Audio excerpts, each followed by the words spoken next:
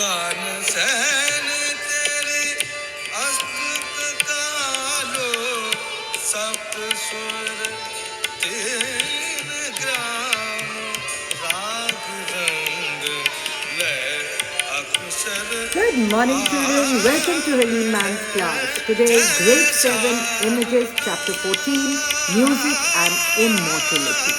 What comes to your mind when I say music? Oh, you want to tap your feet and dance, right?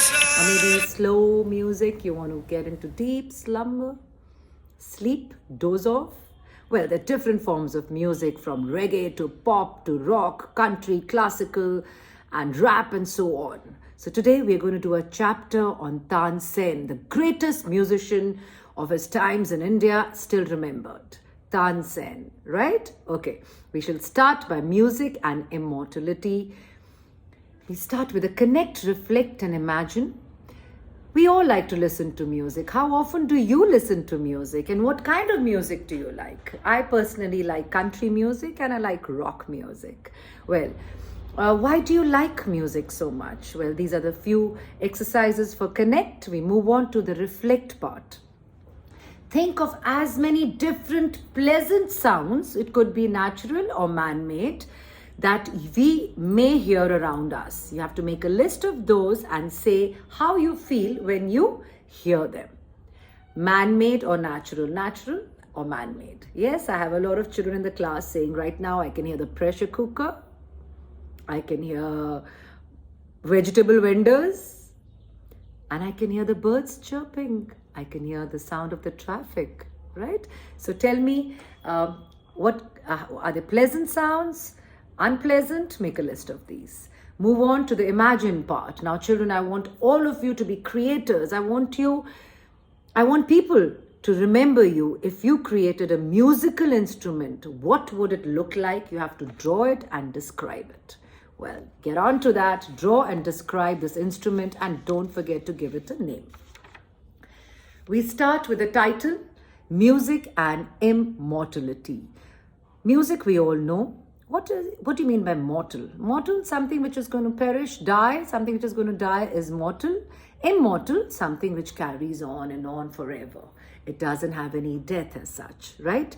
So today, read the story to learn why Tansen is regarded one of the greatest musicians of all time.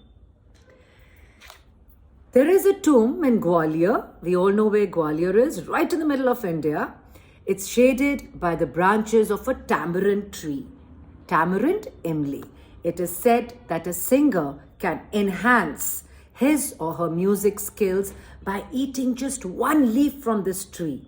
This is the tomb of India's greatest musician, Mia Tansen, whose music was so enriching that it still nourishes the soil where his ashes were buried almost 600 years ago. Well, in Gwalior is a tomb of Mia Tansen, who has been regarded as the greatest musicians in our country, Mia Tansen. They say that if any aspiring singer goes to his tomb, there's a tamarind tree there. If you can just pluck one leaf and eat it, what happens? It enhances, it improves, it increases your music skills, and his music is so enriching that it still nourishes the soil where his ashes were buried almost 600 years ago. Tansen was born to Mukund Mishra and his wife after they had gone to the great Sufi saint and musician Hazrat Muhammad Ghaus, begging for a child. Now, Tansen's parents could not have a child for a very long time. His name is Mukund Mishra, and his wife, they go to the saint, a Sufi, a musician. His name is Hazrat Muhammad Ghaus, and they beg for his blessings so that they can bear a child. Now, Mukund Mishra was a wealthy poet himself, and he was a lover of music. So obviously, when the son was born to him, what do you think he named him?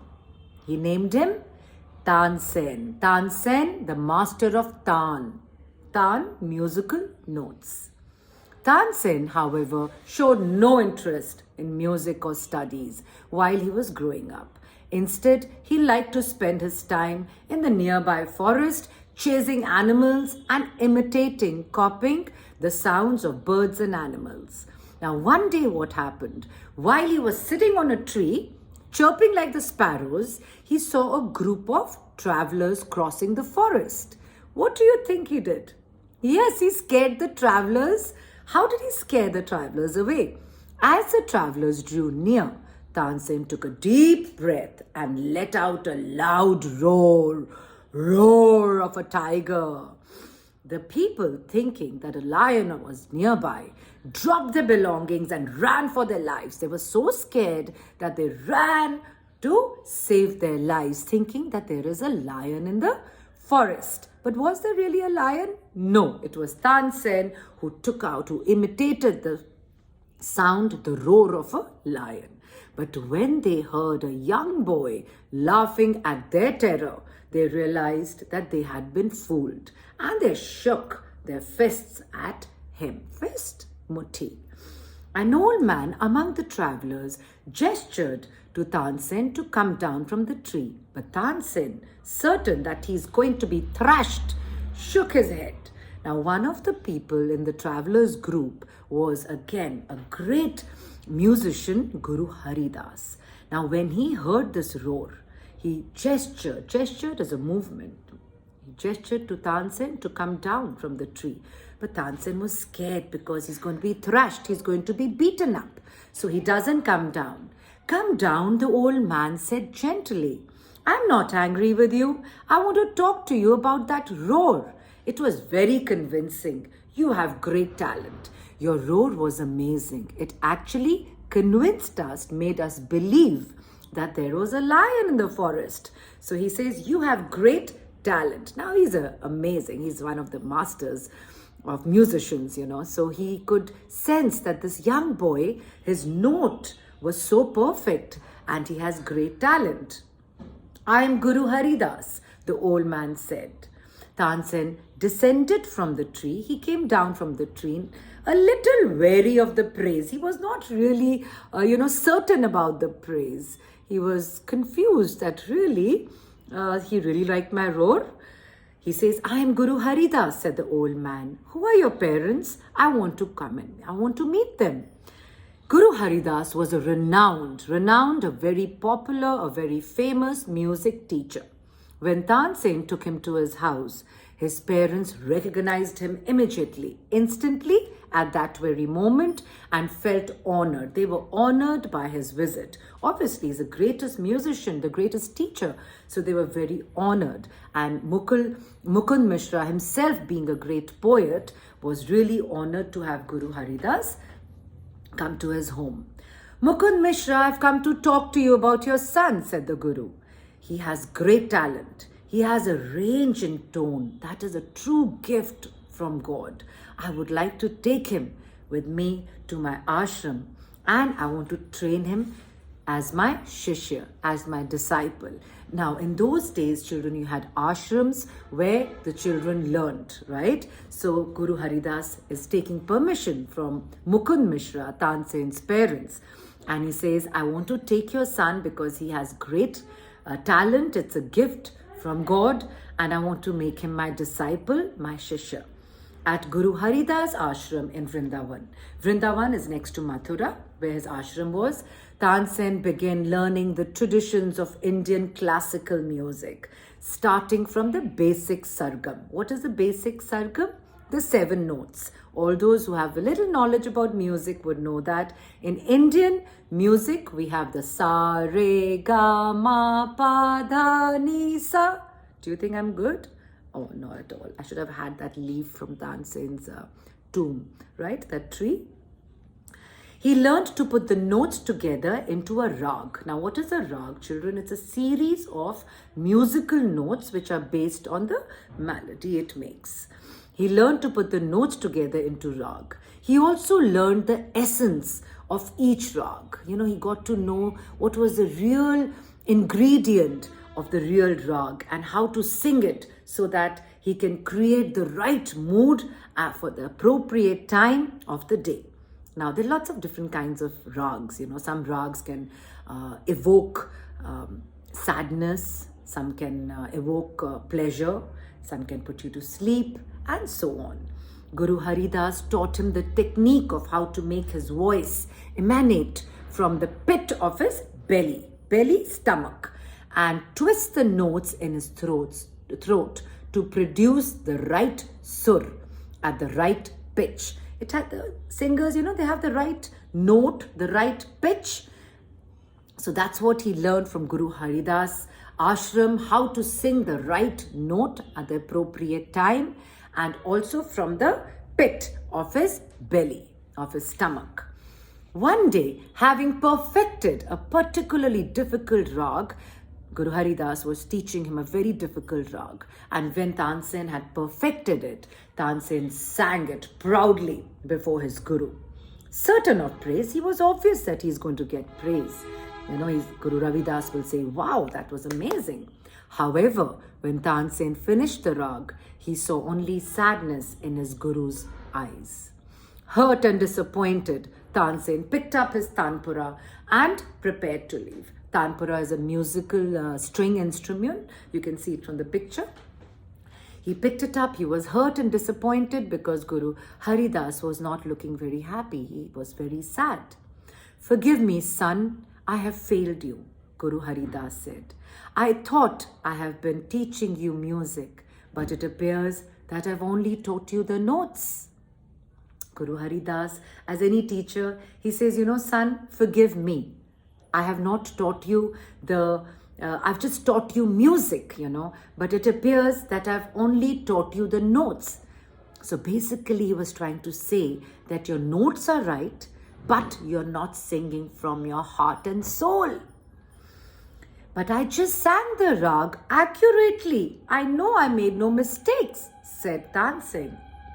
That is true, Guru Haridas said. You made no mistakes in combining the right notes. But that is not music. You did not evoke the spirit of the rag.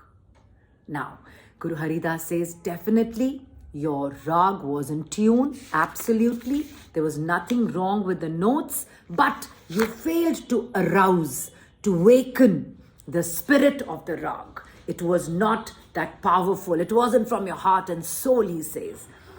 Tansen laid down his tanpura, his musical instrument, and hung his head in shame. Guruji, I am the one at fault. You have been constantly telling me the difference between expression and mere singing of notes. I am the one who did not pay attention. Please tell me again. This time, I promise I will listen. Now, Guru Haridas tells him that I'm happy that you've learned the notes, but you're not singing from your heart and soul. And to that, Tansen realized that it was his fault, and his Guru was always, constantly, consistently, all the time telling him the difference between expression or mere just singing of notes. For example, I have a lot of you, when I tell you to read with expression, you will read like, I'm Guru Haridas, the old man said. Who are your parents? I would like to meet them. I'm Guru Haridas, the old man said. Who are your parents? I would like to meet them. Now tell me, out of these two sentences, which one had expression and which was just testing your speaking skills, right? The first one was just mere reading of the sentence, where the second sentence had more expression in it. The same way, Guru Haridas tells him the difference, which he's been constantly telling him. Unless the music comes from your soul, it is not music, Guru Haridas told Tansen. It remains only a combination of notes. Your soul is the true alchemist, changing simple notes into music. Let each note draw its pure expression from your soul. Alchemist, which can be molded, right? So he says, well, my dear, I know you've got the notes right, but alchemist is a person who practices alchemy, something which changes, chemistry, that can turn an ordinary metal into gold. So he says, well, you have the notes right, but I'm not very sure that you're singing from your heart and soul. So from that day onwards, the notes were no longer a manipulation of the voice for Tansen. Each note became a living, breathing element. That is why his music is immortal, because he started singing from his heart, from his soul, and he could evoke a lot. For example, he would sing, the nature would respond, he would sing, there would be rain, and so on. After that, every time Tansen sang, nature responded. How did nature respond? When he sang the rag Todi to evoke the spirit of animals, squirrels and deer and rabbits came scampering into the ashram. When he sang the Megh, Malhar, clouds began to form. Megha is rain. Tansen trained with Guru Haridas for 10 years. When he was about 20, his father died, and soon after, devastated, totally broken by her husband's death, his mother too passed away. She also died. Just before Mukul Mishra died, he told his son to go and see Pir Baba Muhammad Ghaus in Gwalior. You remember Muhammad Ghaus, with whose blessings Mukund Mishra and his wife could have a child? The old Pir was happy to see the boy he had bestowed on Mukund Mishra and to learn that he had received training in music from the great Guru Haridas. But now your training in the ashram is over, he told Tansen. It is time for you to train in the real world. Go and get your Guru's permission. In those days, if you had to move out of the ashram, you have to take permission from the Guru. So the Pir says that enough of your training in the ashram. Now you need to go in the real world and sing. Taking leave from the Guru in Vrindavan, Tansen began to live with Muhammad Ghaus.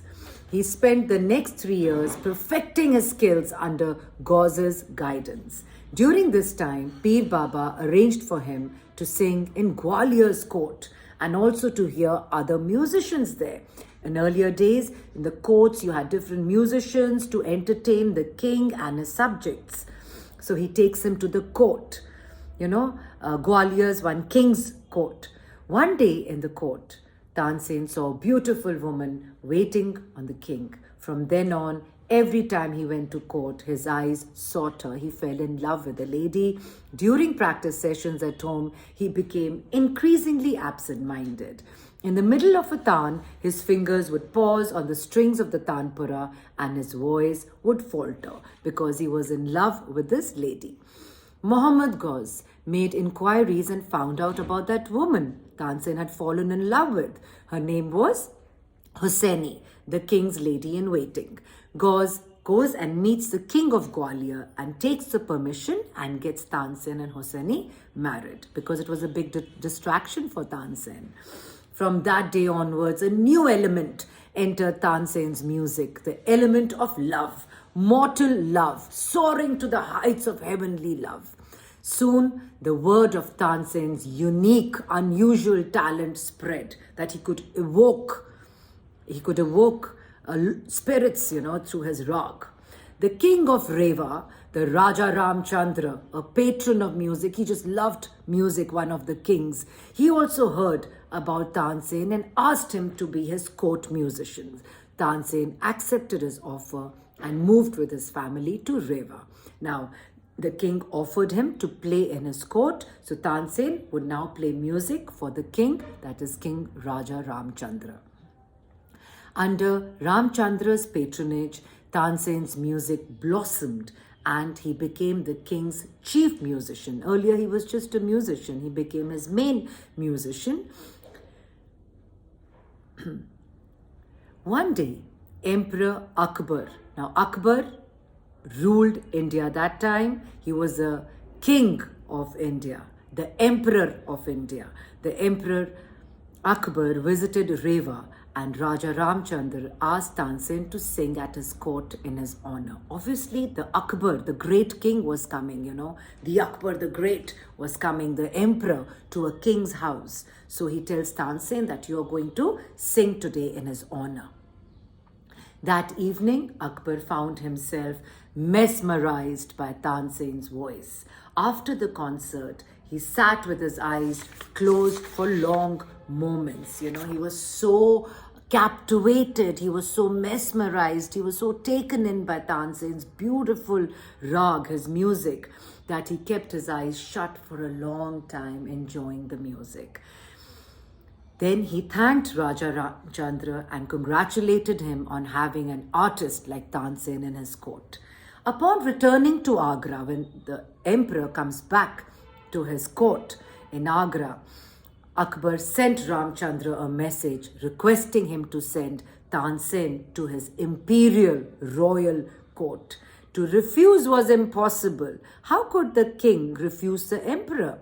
Therefore, Raja Ramchandra sent Tansen as a gift to Emperor Akbar. In Agra, the capital city of the Mughals, that time the Mughals were ruling India, Tansen was given a very warm welcome. Akbar embraced, hugged him, and introduced him to his court officials and musicians. The following morning, Tansen received a message from the Emperor Akbar the Great, requesting him to perform at a celebration. Now, Tansen knew that his performance would be a test of all his years of training. Husni asked him, "What rag will you sing tonight?" His wife asked him. "I want to sing the rag I have been compiling for this occasion. It's a moment I'm never going to forget because I'm a musician at the emperor, his court. I will name it today in Akbar's Darbar." In fact, he gives it a name. He actually composed a rag just to be sung in Akbar's court. In fact, I think I will call it Rag Darbari Kannad. The royal darbar, the court, was crowded that evening. When Tansen arrived, Emperor Akbar stepped himself down the throne and led him to his asan, to his seat, which was right at the center of the court. Soon the doors of the courtroom were closed, the lights were dimmed, and the voices of people were silenced. Tansen began his alap. Alap is the introduction to the rag. Soon, Tan began to pour out of Tansen's mouth like a divine, very godly, divine waterfall. The listeners felt that they had transcended the boundaries of earth and entered some ethereal place, some heavenly place they had entered. It was so beautiful. They all were mesmerized, captivated by this beautiful Tan. There was a hushed silence in court for long minutes after Tansen stopped singing. And then the applause began to happen. It grew and grew and grew. People stood up and cheered for Tansen, some with tears in their eyes. Sometimes when you see something so beautiful, you actually have tears in your eyes. You're so touched by the whole thing. Tansen bowed before his audience in humility. He was a humble man. He wasn't arrogant. He just bowed his head. When he looked towards the emperor, he saw him standing where his throne was, and the emperor was clapping as well. "Subhanallah," the emperor said, and the applause began to die out. Subhanallah is an Urdu word which means something which is praiseworthy, absolutely wonderful. "Mia Tansen, you are a true jewel. From today, we make you one of the Navratans, that is, one of the most precious of the 9 jewels. May Allah, the Lord above, preserve your brilliance until eternity." He was so impressed by Tansen's singing, he makes it one of his 9 precious jewels. And he says, "Allah will preserve your brilliance and until eternity, forever." Tansen's fame, his fame obviously spread throughout the country. The kings and princes all over came to hear Tansen sing. Tansen became such a favorite of the Mughal Emperor Akbar that the other musicians grew jealous. Obviously, now the other musicians in the court are getting very, very jealous of Tansen and sought ways to discredit him. Every time they would be up to something to degrade him, disrespect him, discredit him. They would challenge him to sing the most difficult and intricate of rags. very complicated rags, but Tansen would defeat them all in every contest. One day, they placed the ultimate of all the rags before him. They proposed to the emperor that Tansen should sing the Deepak Rag. This Deepak Rag, if it was sung by the true master and would sing with his heart and soul, it could invoke fire and not only light lamps, but also ultimately burn the singer. If a true singer sang this Deepak Rag, like the Rag Todi, the animals would come scampering in the ashram, remember? And this Rag, if it's sung in the true way, it will light lamps, but also burn the singer. Now, they were jealous musicians. They wanted the end of Tansen. Tansen accepted the challenge. That night, the emperor went to Tansen's house himself and he begged him to reconsider the offer. He says, Mia Tansen, you don't have to prove yourself further. We will not allow you. Tansen says, Siali Allah, that he says, well, Zelali, I beg forgiveness for disobeying you, but I must accept this challenge. He says, I'm sorry, I will not go back on my words and I'm going to accept this challenge put up by the other musicians. I cannot let my guru and my goddess be insulted by refusing to perform one of the most beautiful and spiritual ragas of our tradition. But is there any way to counter the power of the rag? He says, I'm not going to go back on my word. I'm not going to let down my teachers and my gurus. He says, I'm going to sing. But is there a way?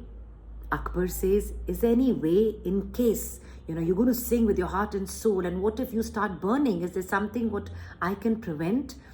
Tansen says, yes. If a singer who is capable of summoning the elements can sing Rag Megh, I can be saved. He says, if I'm going to sing the most difficult rag, which is going to evoke fire, if you can summon, you can order or you can call somebody who can sing the Rag Megh. What happens when you sing the Rag Megh? It'll start raining.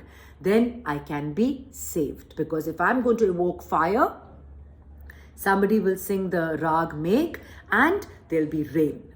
Akbar was hardly relieved. He wasn't relieved. He wasn't really sure. He says, in the Mughal court, you are the only singer who has the power to invoke the elements. He says, I don't know. You are the only one who can, invoke all these elements. Who will sing Rag Megh while you are singing Deepak? Tansen thought for a moment. There is someone who can accomplish this feat. Jahanepana, the emperor, her name is Rupa. She was a student with me at my guru's ashram. She has complete knowledge of vocal techniques. However, she's a dancer. So with your permission, I would like to train her voice for 15 days. Tansen says, when I was in my guru's ashram, there is somebody that is Rupa who can also sing. She's a dancer at the moment and I will take 15 days to train her. If you allow me, she will sing the Rag Megh when I am singing Rag Deepak. Tansen brought Rupa to Agra and began to train her. On the 16th day, the court was prepared for the big event. Large unlit lamps. The lamps were not lit. They're going to be evoked by Tansen's Deep Rag. A big bowl of cold water was put on a table and a pile of dry wood was brought together in the courtyard. Why? Because when he sings the Rag Deepak, the ply of dry wood will catch fire, the bowl of cold water will become warm and those lamps will lit. That is the challenge. Husni sat in the women's enclosure. They have different enclosures for men to sit separately and the women. And his wife sat there and her heart was beating with fear.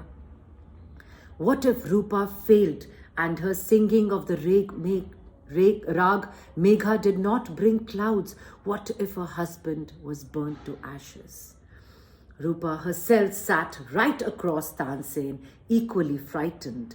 Over and over again, she prayed to the goddess Saraswati to grant her the power of the elements. Finally, Akbar gave the signal of the music to begin, and Tansen began his alap. As the notes built upon note, the people in the court began to feel unnatural warmth. He was evoking warmth and then fire. People started feeling warm. The heat became almost unbearable, and everyone began to sweat because he was singing it perfectly. However, Tansen continued to sing. As Tansen reached the climax, that is the ending of the first tan, the dry wood which was lying there burst into flames. One by one, the unlit lamps became brilliant with light. They all lit up. Soon the water in the large bowl, they started to boil. By this time, all the courtiers who were sitting were all groaning. They were complaining of this unbearable heat. But the man whose voice sang like the flames of the fire got them under his hypnotized. Even as they listened to him, they saw Tansen's face was now turning ashen. The heat generated by the rag was consuming him inside. He was burning now. Rupa, the emperor called, "Sing the Megh rag."